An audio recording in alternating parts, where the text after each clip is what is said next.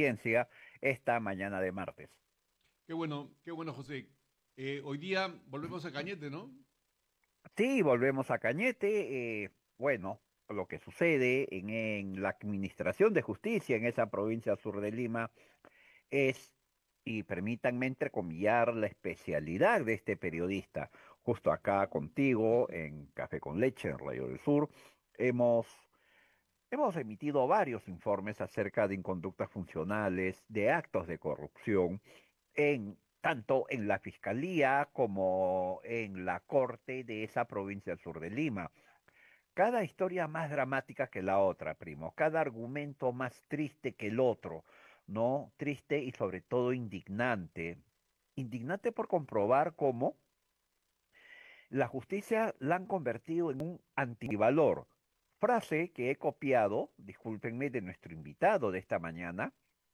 Tenemos un video al respecto, el doctor Hernán Díaz Seminario. Han convertido a la justicia en un antivalor, primo. Están haciendo a ver, con determinadas acciones, determinados magistrados del Ministerio Público y el Poder Judicial, que la población, que nosotros los peruanos desconfiemos de la justicia. ¿No? Que tengamos a la justicia algo así como a un enemigo declarado.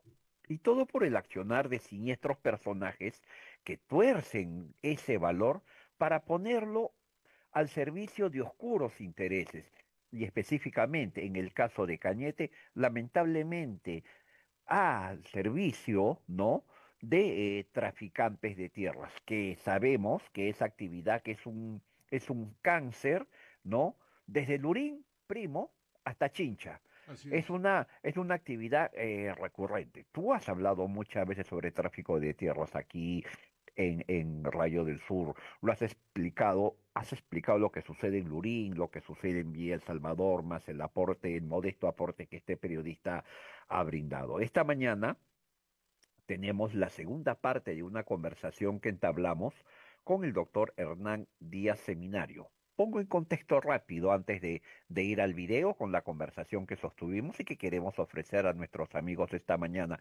Y te agradezco, primo, el detalle de pedir a nuestros primos y primas, a nuestros amigos, que difundan estos trabajos para generar un círculo solidario con la persona o personas que son afectadas. Y para terminar demostrando que nosotros, los ciudadanos, unidos, podemos hacer que el cambio, que ese cambio que tanto estamos anhelando en la Administración de Justicia se dé. La historia va así. El cliente, ¿no? El representado legal de Hernán Díaz Seminario compra un terreno, esto a la comunidad campesina en Asia, cuando lo va a escribir, ¿qué resulta? Se da con la noticia que esa misma comunidad se la había vendido a otra persona. El doctor Hernán Díaz, cuando comienza a auscultar los documentos, cuando se mete al tema y revisa papel tras papel, que resulta que encuentran un cheque de una compra, ¿no? Entre uno de los varios propietarios de ese predio. Si yo te compro a ti un predio, primo, yo tengo que girar el cheque, José Briceño le gira un cheque a Eduardo Urbina Moya, ¿no? Pero ¿qué resulta? Que yo, José Briceño, giré el cheque a nombre de José Briceño. Ah, pues, As- imposible. Así está sentado en la notaría, en el archivo de la notaría, Fusoni, para ser más específico. Pero cuando llega esto a registros públicos, la figura cambió, ya no está ese concepto. Figura que el pago fue en efectivo. Y tanto en registros públicos como en el Poder Judicial se hacen los locos frente a ese detalle. No quieren darse cuenta. Y a ello un agregado. Este proceso dura 16 años, amigos. Es increíble. 16 años. Este proceso tiene varias carpetas. Varias de ellas siguen en primera ¿Varias instancia. carpetas o varios incentivos? Varios incentivos, primo, porque para que no avance luego de 16 años, Claro. primo, disculpa lo que voy a decir, tú y yo somos avanzados en edad, pero no somos ningunos tontos, ¿no? Hemos visto tantas cosas que va a ser bien difícil que nos saquen la vuelta, ¿no? Así es. Hay un video que ya lo tiene control, lo tiene Jimena, es la conversación que sostuvimos con Hernán Díaz Seminario, el doctor Hernán Díaz, y él echa luces. Y atención a lo que menciona en la parte final, en la despedida de esa conversación. firmo y me quedo con lo que dice Hernán Díaz. Vamos con el video, primo. Nos vemos y lo escuchamos. Amigos de Rayo del Sur y Café con Leche, hace unas 2 semanas atrás, tal vez 3, acá en Café con Leche conversamos con el abogado Hernán Díaz Seminario, quien es defensor legal, es responsable de la defensa técnico-legal de Manuel Gaspar Carrera Arenas. Gracias a su testimonio pudimos conocer cómo, en el sur de Lima, específicamente en la Corte Superior de Justicia de Cañete, se está llevando a cabo un extraño proceso por el cual se le quiere arrebatar la propiedad al defendido del doctor Hernán Díaz. Como este proceso viene durando más de 15 años, muchos de los expedientes de ese proceso aún están en primera instancia, y todo ese relato que ofrecimos acerca de una historia por demás extraña, la que tiene por inicio un cheque por el cual se adquirió, entre comillas, una propiedad girado de una persona a sí misma, y cómo esto fue validado en registros públicos y refrendado en el Poder Judicial, en esa judicatura al sur de Lima, que lo único que hace es que nosotros encendamos las luces sobre las sospechas de inconductas funcionales de algunos magistrados de esta corte. Hernán Díaz Seminario, bienvenido nuevamente a Rayo del Sur.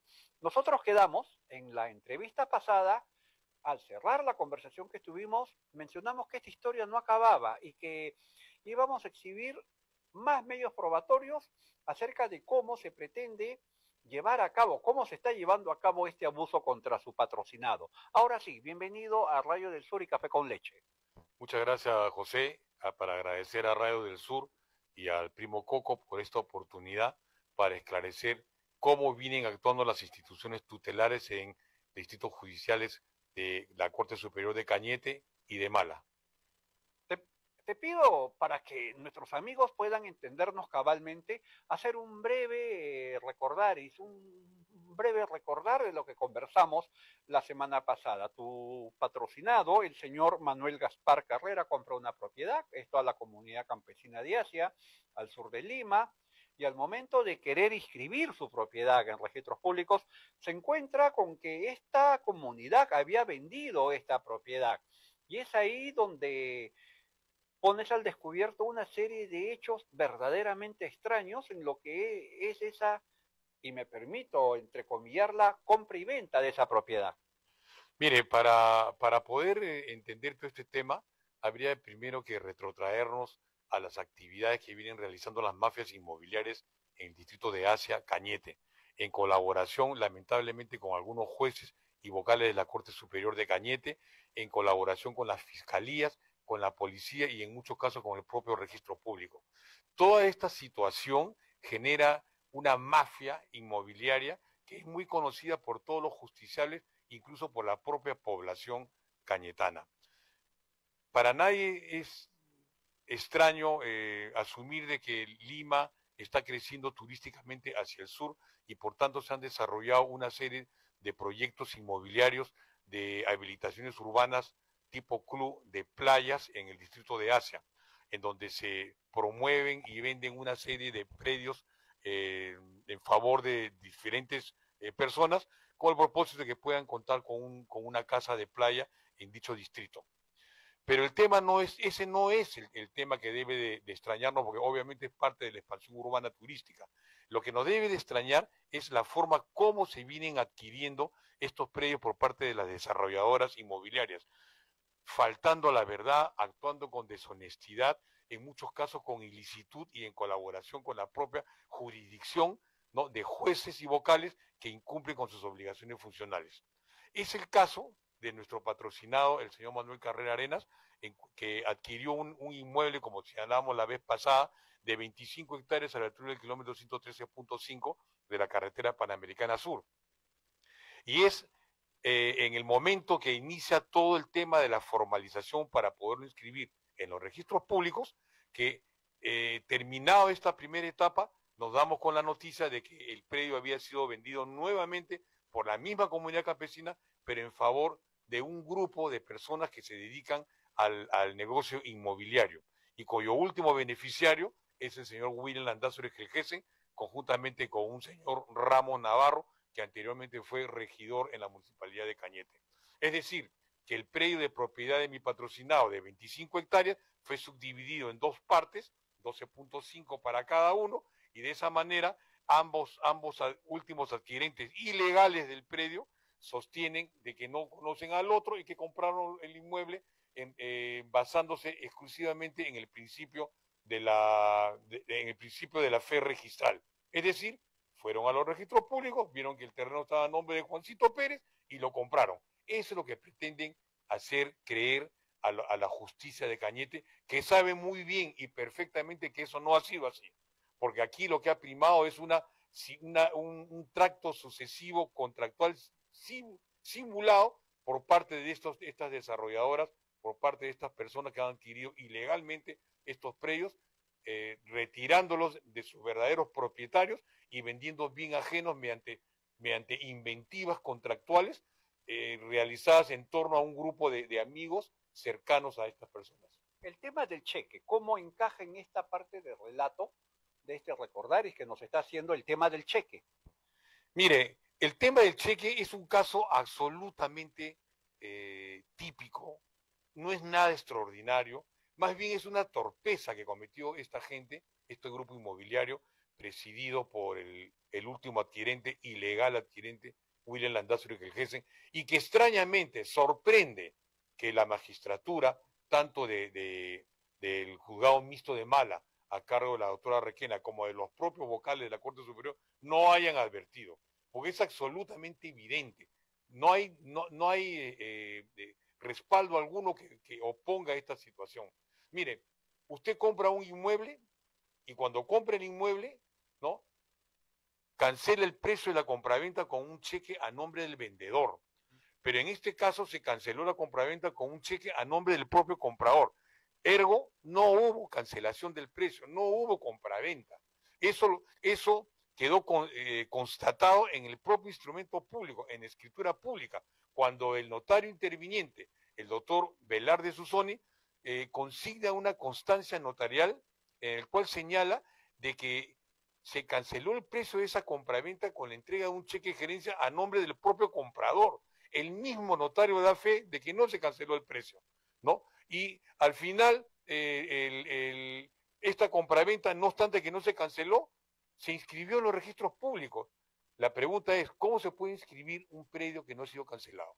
Sin duda, adulterando la escritura pública. Cambiaron la última página de la escritura pública y pusieron en su lugar que el precio de la compraventa había sido cancelado con dinero en efectivo. Muy propio de los grupos inmobiliarios, de la mafia inmobiliaria, sorprendiendo al registrador. De esa manera, perdóname José, de esa manera el registrador que solo califica documentos, al tener el parte notarial adulterado en el que decía que se había cancelado el precio de la compraventa con un pago en efectivo, simplemente lo inscribió a nombre de ese propietario para los efectos de que éste, ya legitimado registralmente, pueda transferirlo al último adquirente, que es precisamente William Landázuri Gelgesen, quien conocía todo este tramado. A ver, Hernán, creo que queda claro esta parte, esta introducción al tema que vamos a desarrollar esta mañana, amigos. Esto es para que puedan entender la génesis de este tema. Me permito mencionar lo siguiente, Hernán. Se introduce el concepto del pago en efectivo a registros públicos, ¿no? Se altera, según el testimonio tuyo, se altera la última hoja, pero en el archivo del notario queda sentado que el pago inicial, el primer pago, se hizo con un cheque girado de una persona a sí mismo, o sea, del supuesto comprador a sí mismo. Pero, sin embargo, en registros públicos se altera ese documento y se termina consignando que el pago fue en efectivo. Mire, en el derecho procesal, para acreditar una argumentación hay que probarla. Y la prueba puede ser material o indiciaria. En el caso que estamos tratando, la prueba resulta material y también indiciaria. Por ejemplo, me explico. El tracto sucesivo contractual simulado en favor del último adquirente, William Landázuri Gelgesen, se inició con un primer comprador, Iván Pinto Cueto, amigo del colegio y de carpeta del Colegio Leoncio Prado de Willy Landázuri Jorgensen. Persona que no es desarrollador inmobiliario, persona que se encontraba sin trabajo, inclusive denunciado por su propio trabajo, no tenía ingresos económicos y compra un predio en el kilómetro 113.5 y encima gasta en el anteproyecto de habilitación urbana. Todo esto último, es decir, la compra de un terreno en el kilómetro 113.5 para desarrollar un proyecto habitacional y el propio anteproyecto inscrito en los registros públicos, eso es propio del último adquirente, Landázuri Jorgensen, quien sí es desarrollador inmobiliario. Entonces, el primer comprador que inició el tracto sucesivo contractual con la comunidad campesina compra un inmueble que después acreditamos nosotros en juicio, ¿no?, que en realidad no había sido pagado tampoco y que ya el inmueble había sido vendido anteriormente a mi patrocinado. Entonces logramos que la Corte Superior de Cañete declarara nula esa compraventa. Estando en ese trance, este comprador, este falso comprador o propietario, se lo vende a un tal Ricardo Alfredo Lazo Lastra, empleado de una empresa que se dedica a la reparación de lavadoras, y inmediatamente se lo transfiere a Landázuri Jorgensen en una compraventa en la cual él acreditó falsariamente ser el propietario al inscribir su derecho de propiedad ilegalmente en los registros públicos. Voy al tema del cheque. Con el propósito de acelerar el tracto sucesivo contractual simulado entre ellos, porque mi patrocinado venía acreditando su derecho formalmente ante la justicia de Cañete, con el propósito de ganarle el pie, aceleraron las compraventas. Entonces, el 19 de febrero del 2009, Lazo Lastra le compra el inmueble al primer adquirente Iván Pinto Cueto, compañero de colegio de Landázuri Jorgensen, y por apresurar el tema, ¿no?, le entrega un cheque a nombre de él mismo, el Lazo Lastra, con lo cual no canceló el precio de la compraventa, ¿no? Y sin embargo, cuando advirtieron este tema al momento de llevarlo a los registros públicos, advirtieron obviamente que no podían inscribir esa escritura pública porque iba a ser materia de una observación insubsanable. Si no cancelas el precio del bien materia de compra, no eres el dueño, no lo puedes escribir a tu nombre. Y si no lo puedes escribir a tu nombre, no quedas legitimado registralmente y mucho menos poder transferirlo legalmente en favor del último adquirente. Por eso que tuvieron que adulterar la modalidad de pago y pusieron pago en efectivo. Esto es absolutamente evidente. ¿Por qué? Porque en la escritura pública está la constancia notarial del notario interviniente donde acredita lo que estoy sosteniendo. O sea, no hay forma que el juez de primera instancia, la doctora Requena, y luego los vocales no se dieran cuenta de esto. No existe forma que los jueces se hayan dado cuenta que el pago original fue con un cheque del comprador a sí mismo. Mire, José, y también para la población, ¿no? Los magistrados tienen tres formas de proceder en favor de la justicia. Primero, con criterio de conciencia. Segundo, con su experiencia profesional. Y tercero, en el análisis del caso típico. No hay forma que utilizando estos tres argumentos propios de la función del magistrados no puedan llegar a la conclusión de que aquí hay un caso extraordinariamente falso. Mire, esta situación del cheque falso, del cheque a nombre del comprador que no canceló el precio de la compraventa, fue materia de una demanda de nulidad que ganamos incluso hasta en la Corte Suprema. Y la Corte Suprema detectó que efectivamente no se había cancelado el precio de la compraventa y que ese acto jurídico entre Iván Pinto Cueto y Ricardo Alfredo Lazo Lastra, ¿no?, era absolutamente nulo por falta de pago, por simulación. Era una simulación. Acto jurídico nulo por simulación interpartes.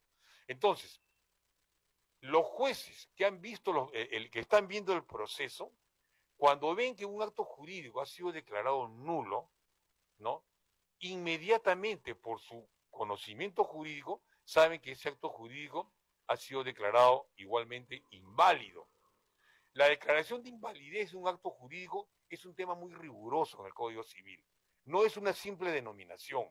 Ese contrato no existió, no es válido por ninguna forma. Entonces, la primera pregunta que debe hacerse todo magistrado que actúa con honestidad, con transparencia y en cumplimiento de sus obligaciones funcionales es, si ese contrato es inválido y no existe, ¿cómo está inscrito en los registros públicos? No puede estar inscrito en los registros públicos. ¿Podemos sospechar de inconducta funcional de algunos magistrados de la Corte de Cañete?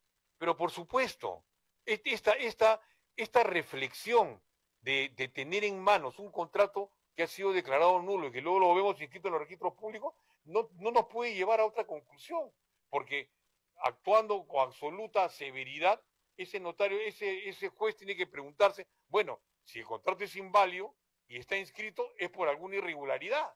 No puede ser por una formalidad, tiene que ser por una irregularidad. Ustedes han planteado una acción de falsedad genérica. Efectivamente, nosotros en Cañete, en favor de nuestro patrocinado, hemos iniciado 4 acciones legales, 2 de mejor derecho de propiedad y 2 de nulidad de acto jurídico.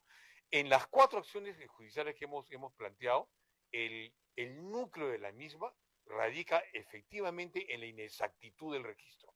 Esto quiere decir, de acuerdo al artículo 2014 del Código Civil, que el comprador, el tercer adquirente, supuestamente de buena fe, ¿no?, conocía que lo registrado en los registros públicos era una información inexacta, una información falsa. Me explico. Todos los grupos inmobiliarios, y eso lo conocen los magistrados de Cañete, y obviamente la doctora Requena del Juzgado Mixto de Mala, quien ha visto todos estos procesos, lo que le estoy mencionando, incluso lo sigue viendo hasta la fecha, ¿no? Todos los grupos inmobiliarios siempre sostienen ser compradores de buena fe, o sea, tercer adquirente de buena fe, que es justamente el concepto jurídico que reclama el artículo de 2014 del Código Civil. Pero el tercer adquirente de buena fe se hace propietario de un inmueble, de un predio, sobre la base de que lo ha adquirido sosteniéndose en la publicidad registral también. Entonces, muchos jueces, para no hacerse mayor problema o para entrar en la corrupción, simplemente se avinen a la primera parte del artículo 2014, pero olviden la segunda parte, que habla de que el tercero de buena fe se presume, no es una cosa concluyente, no por el hecho de haber ido a los registros públicos y ver que el terreno está a nombre de Juancito Pérez, ya él actuó de buena fe. No, señor.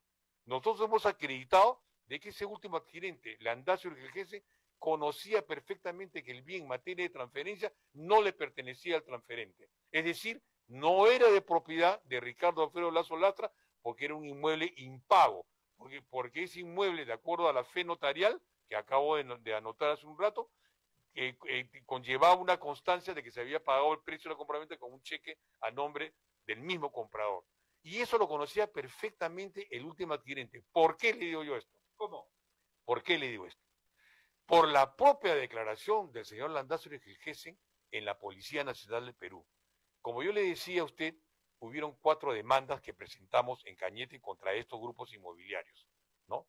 Pero también presentamos denuncias penales en Lima, y una de ellas fue la de lavado de activos, que después de 9 años, 10 años de investigación, finalmente el fiscal superior especializado en delitos de lavado de activos, con todas las pruebas materiales e indiciarias que pudimos aportar, concluyó de que en verdad había comisión de delito y denunció a toda esta gente, entre ellos a William Landacio Urgelgese y al mismo Ramos Navarro, ¿no?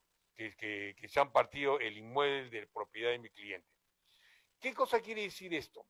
El delito de lavado de activos explica por sí mismo todo un desarrollo en donde no se justifica el dinero obtenido para pagar las compraventas anteriores. Es decir, el tracto sucesivo contractual simulado queda en evidencia en este tipo de delitos de lavado de activos. El Landacio Urgelgese, de acuerdo al artículo 2014, pretende ser declarado tercer adquirente de buena fe por los magistrados que intervinieron en todo el proceso de mejor derecho de propiedad, que fue materia de desarrollo procesal y que llegó hasta la Corte Suprema, ¿no? Y que por una interpretación fraudulenta de los magistrados, la Corte Suprema declaró que esta persona, Landacio Urgelgese, en realidad había inscrito su propiedad en los registros públicos y por tanto estaba bajo el amparo del artículo 2014 del Código Civil, porque había actuado de buena fe, lo que es falso. ¿Y por qué le digo que es falso? Porque en el mismo proceso de lavado de activos que mencioné hace un rato, hubo una diligencia de manifestación policial el 11 de agosto del 2011, ratificada el 25 de febrero del 2015. ¿Qué nos dice esa pesquisa policial? En esa declaración, William Landazuri Gelgesen reconoce que tuvo en las manos, ¿no?, la escritura pública de propiedad de Lazo Lastra, de Ricardo Alfredo Lazo Lastra, que era el transferente, y a su vez admite y manifiesta que también tuvo el CRI, el certificado de registro inmobiliario de los registros públicos. Es decir, tuvo en un mismo acto, en un solo acto, estuvo en sus manos la realidad extrarregistral. ¿Qué quiere decir esto? Que estuvo en sus manos la escritura pública que decía que se pagó con un cheque de gerencia a nombre del propio comprador y tuvo en sus manos al mismo tiempo la inscripción registral que decía que esa compraventa se había efectuado con un pago en efectivo. Esa sola discrepancia, pone en evidencia de que Landazuri Gelgesen tuvo conocimiento de la inexactitud del registro. Podríamos inferir, en base a lo que usted nos está contando en este momento, Hernán, que todo esto no fue de buena fe. Absolutamente, absolutamente. De momento de que esta persona tiene conocimiento con los dos documentos, uno que dice que se pagó en cheque y el otro que dice que se pagó en efectivo y que está inscrito en los registros públicos, ¿no?, indudablemente tomó conocimiento que lo que estaba inscrito en los registros públicos era inexacto. ¿Por qué? Porque lo que decía en los registros públicos era de que este señor Lazo Lastra, es decir, el transferente, había comprado el inmueble con un pago en efectivo, pero él tenía la escritura pública en sus manos, y la escritura pública en sus manos señalaba claramente que se había entregado un cheque de gerencia a nombre del comprador, o sea, no se pagó la compraventa. Y lo que es más grave, José, y esto lo tiene que saber la población, la comunidad jurídica, tiene que saber esto, ¿dónde radica el fraude en la demanda de nulidad de cosa juzgada fraudulenta? Los magistrados que han intervenido en el proceso de mejor derecho de propiedad, con el propósito de amparar la buena fe del adquirente, es decir, del Landazuri Gelgesen, han minimizado la inexactitud del registro, han minimizado el hecho cierto de que esta persona tuvo en sus manos la realidad extrarregistral y por tanto la comprobación y acreditación de la inexactitud del registro. No hay forma de poder solventar moralmente y legalmente esta situación. Entonces, ¿qué cosas dicen? Disculpe, ¿qué cosas dicen los magistrados para darle esa veracidad que no tiene, ¿no?, esa conducta que no tiene el último adquirente? Él dice que no estaba en la posibilidad de conocer la inexactitud del registro porque no tuvo en sus manos el cheque de gerencia, no tuvo en sus manos la información del banco, no tuvo en sus manos las pericias, las declaraciones, las contradicciones, no tuvo en sus manos todo el procedimiento judicial propio de una demanda de nulidad de acto jurídico. Señor, y la comunidad jurídica lo sabe muy bien, ¿no? No es necesario para determinar la inexactitud del registro contar con todos esos elementos que son propios de una investigación judicial. Disculpe que lo interrumpa, yo voy a comprar un predio, una casa, un terreno, algo, voy a registros públicos, ¿no? Pido una copia de la ficha. Bueno, yo no sé leerla, soy lego en derecho, le pido a mi abogado, ¿no? Por favor, doctor, interpréteme esta ficha. ¿Cuál es la situación? ¿Compro o no compro? Creo, ¿no? Así es, efectivamente. Y si usted ve que lo informado, lo publicitado en el registro público dice una cosa y usted ve que el testimonio de propiedad del transferente dice otra, esa discrepancia determina una inexactitud de la información registral. Entonces, ¿no?, esa discrepancia que determina la inexactitud del título de propiedad del transferente ya genera una duda que obviamente, actuando bajo el principio de la buena fe diligente, ningún comprador compraría. Si usted ve que la persona que le va a vender su casa no se la ha pagado a quien se la ha comprado anteriormente, ¿usted le compraría el inmueble? No le compraría el inmueble. Así es, por supuesto. Doctor Hernán, tengo entendido que este proceso viene demorando 16 años. ¿Cuál es la realidad procedimental en el proceso judicial de los varios expedientes que conforman todo este caso? Mire, ahora resulta que más allá del núcleo de lo que debería ser la investigación, porque lo que le acabo de comentar largamente es el principal del proceso, ¿no? Es decir, una persona no puede vender un bien ajeno, yo no puedo vender la casa del vecino, porque no me corresponde. Y si voy a los registros públicos como buen comprador honesto y transparente, que no es el caso de este caso, ¿no? Voy a advertir que hay una inexactitud en información, porque el testimonio es la partida de nacimiento de lo que se inscribe en los registros públicos. Lo que se escribe en los registros públicos es la fotografía del testimonio de propiedad. Y si yo tengo una duda, evidentemente la tengo, recurro con mi testimonio. Si veo que está inscrita en los registros públicos que se pagó en efectivo, en dinero, y mi testimonio dice que se pagó con un cheque de gerencia, voy a la notaría. En la notaría existe, como dije en una oportunidad, el registro de escrituras públicas notariales. La memoria de la notaría. Es decir, hay un libro muy grande en donde están inscritas todas las escrituras públicas en donde ha intervenido el notario. Y ahí, en el CARDES correspondiente, está el testimonio de escritura pública donde dice que se pagó con un cheque de gerencia a nombre del propio comprador. Ergo, no hubo compraventa. Ese documento debió ser materia de un parte notarial y enviado a los registros públicos para su inscripción o rechazo. Obviamente iba a ser rechazado, ¿no? Pero como sabían que ese iba a ser rechazado, lo que hicieron fue adulterar el parte notarial y en la parte de la modalidad de pago pusieron que se pagó en efectivo. Entonces el registrador fue sorprendido en su buena fe y lo inscribió como una compraventa cancelada en efectivo, lo que no es correcto. Nunca hubo una cancelación. Nunca hubo una cancelación. Ya son 16 años que vienen ustedes luchando por esto. Así es, y mire, una prueba de que en verdad el Landazuri Gelgesen tuvo conocimiento de la realidad extrarregistral, que no puede ser negado por los magistrados, ¿no? Es que 3 años después de esa compraventa del 2009, el propio notario interviniente, ¿no? Expide un acta protocolar rectificatoria en donde señala de que efectivamente hubo una compraventa que se pagó con cheque de gerencia, pero que por un error involuntario se puso cheque de gerencia cuando debió ser cheque de uso regular, o sea, un cheque corriente, ¿ok? Pero esa acta protocolar rectificatoria ratifica nuevamente que se canceló con un título valor, más allá que sea de gerencia o de uso regular, que se canceló con un título valor a nombre del comprador. O sea que 3 años después, el mismo notario ratifica que la escritura pública que obra en su registro de escrituras públicas notariales es la que se pagó con un título valor. No hay vueltas que darle. Con un título valor girado de una misma persona a una misma persona. Efectivamente. Y entonces, ¿qué es lo que está pasando en la investigación judicial en esos 3 procesos? Volviendo a su pregunta inicial, ¿no? Lejos de salir por este lado, lo que están haciendo los magistrados es encubrir esa falsa buena fe del adquirente que no la tiene, porque él fue un instigador desde el principio del tracto sucesivo contractual simulado, porque el primer comprador, recuerde usted, era compañero de colegio del último adquirente, Landazuri Gelgesen.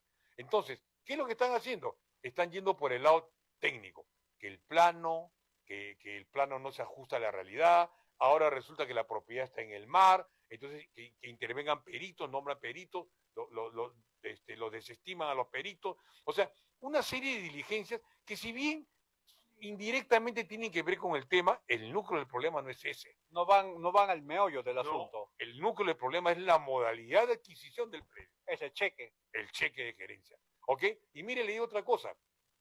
La doctora Requena sostiene que, oiga señor, pero la demanda de nulidad de acto jurídico que ustedes han planteado es contra la escritura pública suscrita entre Landazuri y la Solastra. ¿Qué tiene que ver las escrituras anteriores? O sea, indudablemente esa es una reflexión supina de la juez, porque sabe perfectamente a qué vamos nosotros. O tal vez direccionada, ¿cree usted?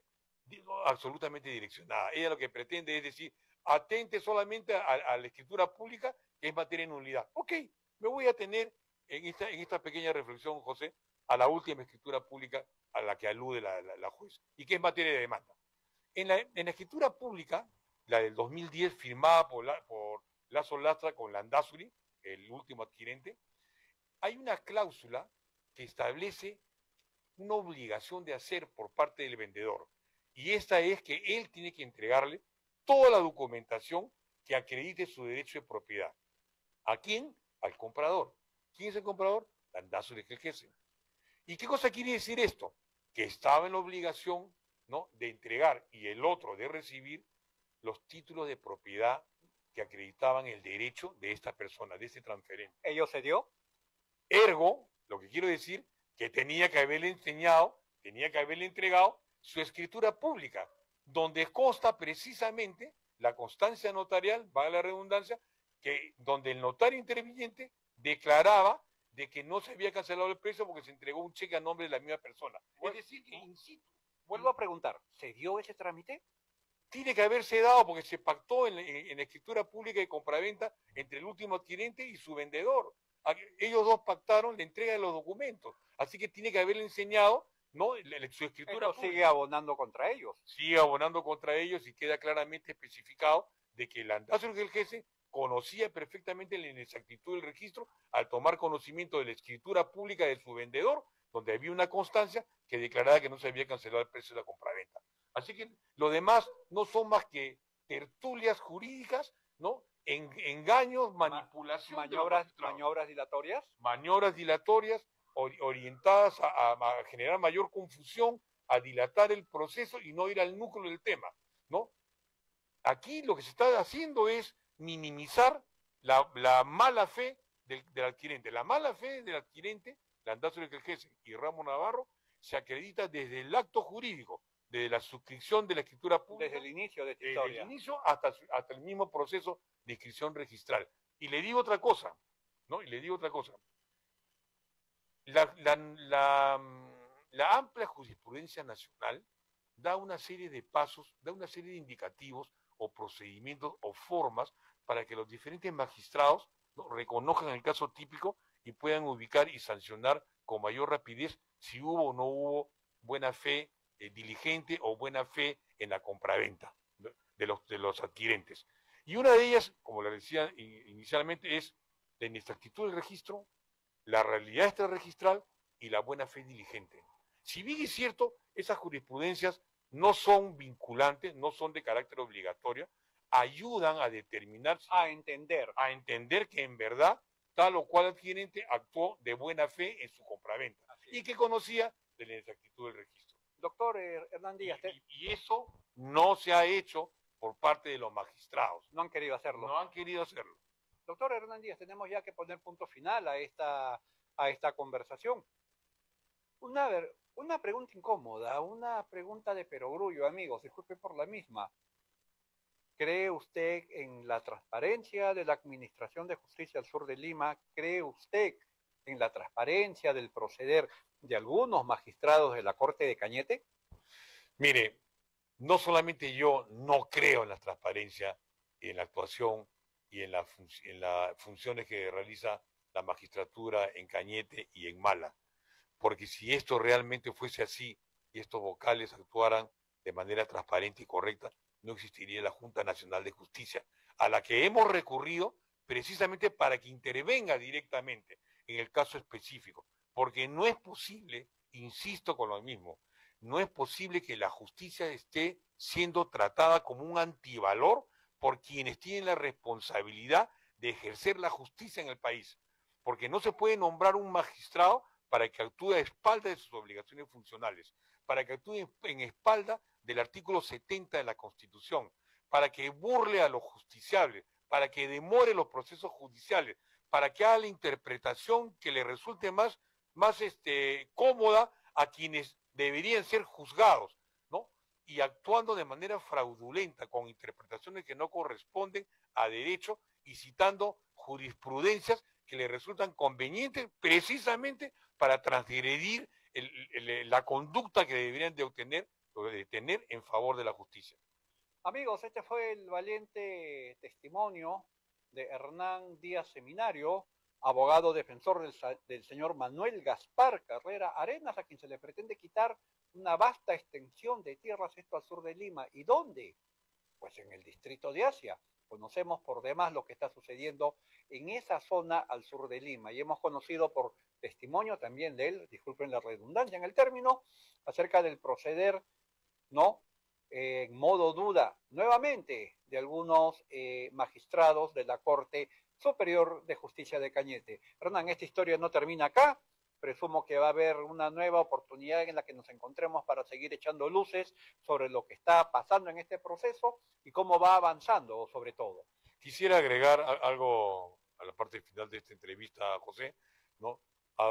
Espero que la nueva administración que pueda asumir o que se haga cargo del Estado contemple realmente la reforma del Ministerio Público, la reforma del Poder Judicial, porque no es posible seguir invocando el nombre de la justicia tratándola como un antivalor.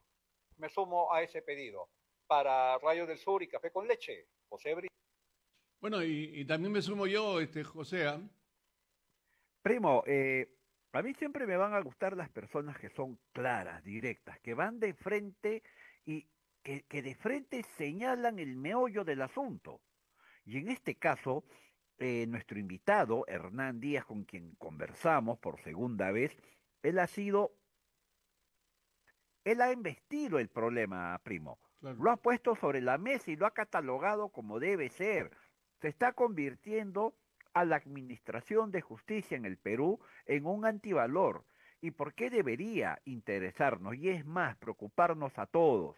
Porque ayer fui yo, hoy es el caso que representa Hernán Díaz. Mañana puede ser cualquier hijo de vecino, primo, Claro. en que nos encontremos, Dios nos quiera, frente a un fiscal o a un juez incapaz, impreparado, exacto, ¿no? Exacto, al que le pasaron un sobre por debajo de la mesa, inmediatamente, ¿qué es lo que hace? Prisión preventiva. Desconoce documentos, desconoce medios probatorios y con el agravante de alargar procesos judiciales hasta un infinito increíble. Atención, presidenta del Poder Judicial del Perú, doctora Yanek Tello Gilardi. Atención, presidente de la Corte Superior de Justicia de Cañete, doctor Francisco Enrique Ruesco Chachín.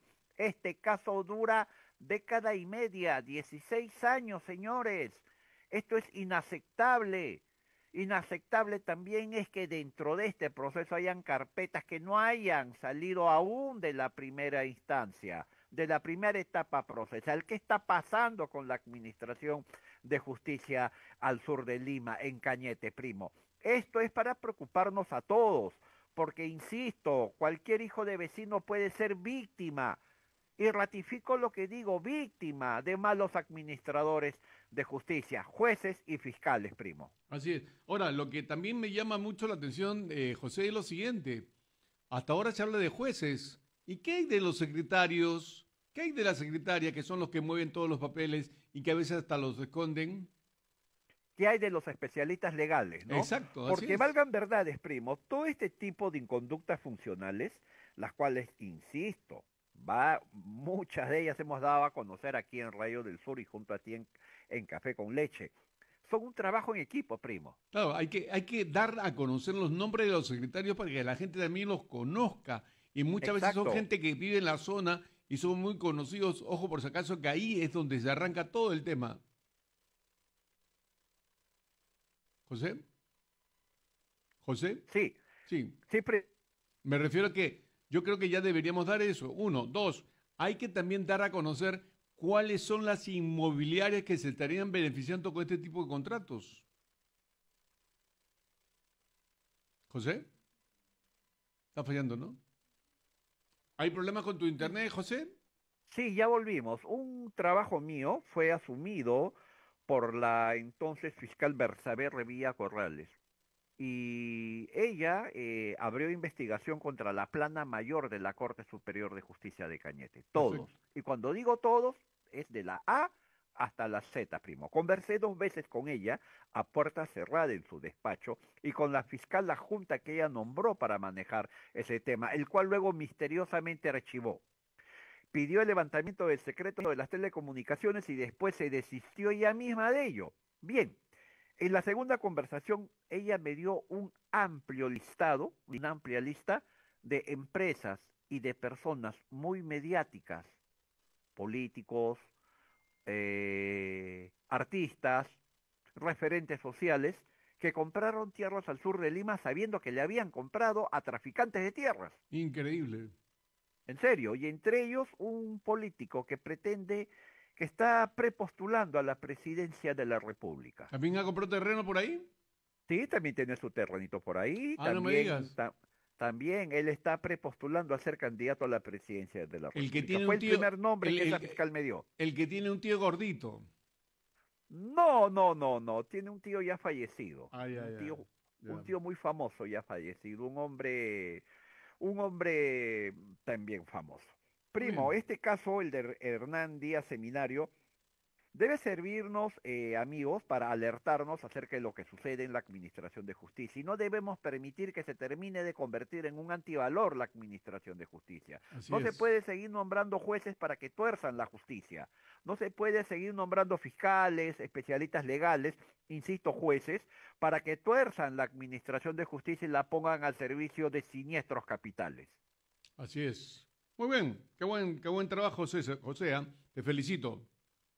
Gracias, primo. Chévere. Gracias a Jimena por el apoyo técnico y a los amigos que nos han seguido esta mañana de martes. Y no te olvides, por favor, el nombre de los secretarios y especialistas que tienen los juzgados en Cañete, porque hay que conocerlos también y darle a conocer quiénes son, para que la gente los conozca y además se muestren un poco más interesados en que la verdad triunfe.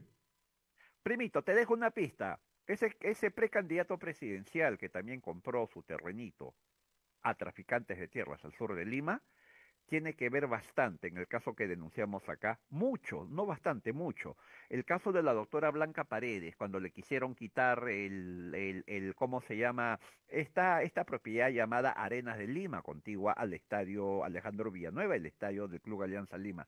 Tiene mucho que ver ese precandidato ahí. Hay que volver a entrevistar a ella, ¿ok? Porque lo que denunció fue Bien, grave. bien, primo, ¿Ok? Listo. bien, primo. Abrazo para Un ti. gran abrazo. Gracias, José. Gracias. Bendiciones. Buenos Muchas días. gracias.